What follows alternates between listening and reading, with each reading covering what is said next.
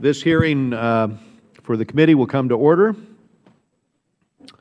Next steps on Egypt policy is what we're looking at today. And we're looking at a very challenging U.S.-Egypt relationship. Since President Mubarak's fall, Egypt has been in political, economic, and social turmoil.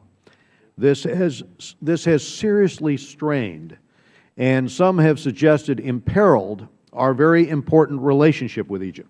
It has certainly put our considerable interests in the region at risk.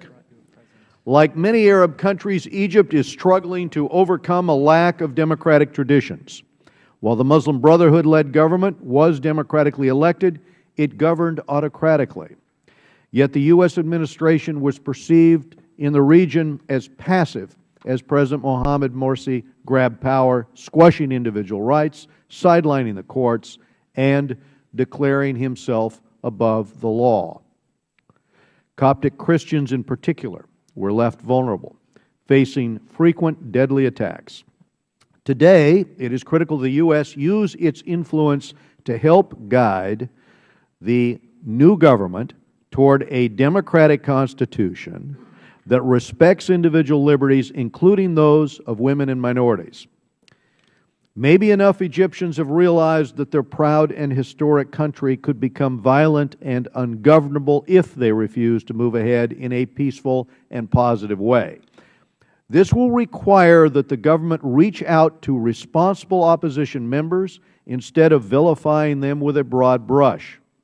But it also demands a determined and sustained campaign against those Brotherhood activists who are deeply committed to violence and tyranny. The fact that these extremists are actively hostile to American interests binds us with the Egyptian government. That is why I support a continued and robust military relationship with Egypt, and today we'll hear what the administration has planned in this area. A too little noted reality is that Egypt has little chance of becoming a stable democracy given its destructive economic policies. Those policies have to change.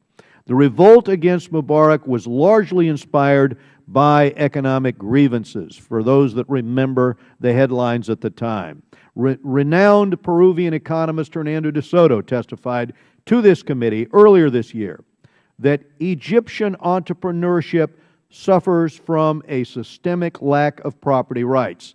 If you've got to pay 22 bribes to open a pharmacy, if you can't get exchange title to property, you've got a problem. Unfortunately, the current government is perpetuating the stagnant and corrupt Mubarak economic model, complete with price controls on market vendors. It was market vendors who sparked revolts throughout the region in 2011 through self-immolation. So this is very problematic in terms of the failure to make the right economic reforms there. Our decades of economic aid to Egypt in the tens of billions propped up an economy that produced great unemployment and produced popular discontent. Development aid without fundamental economic reforms in Egypt is sure to be wasted. To date, the administration has had consultations, and some of those are pretty meaningless, with Congress on its aid plans. I've sat through some of those meetings, and I have to tell you, the point has to be made. We've got to put together a plan that will address these issues of economic reform in that society. It has to change.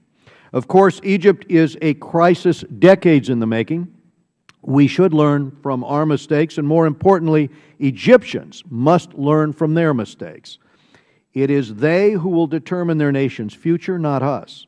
And hopefully they'll reject the form of extremism that will only lead to the rights of women being eviscerated and minorities under attack and a gutted judicial system. As one Egyptian recently told The Economist, the Muslim Brotherhood was implementing a plan to burn down Egypt and destroy its foundation. While we would like a democratic partner for our many security interests in the region, we need a partner.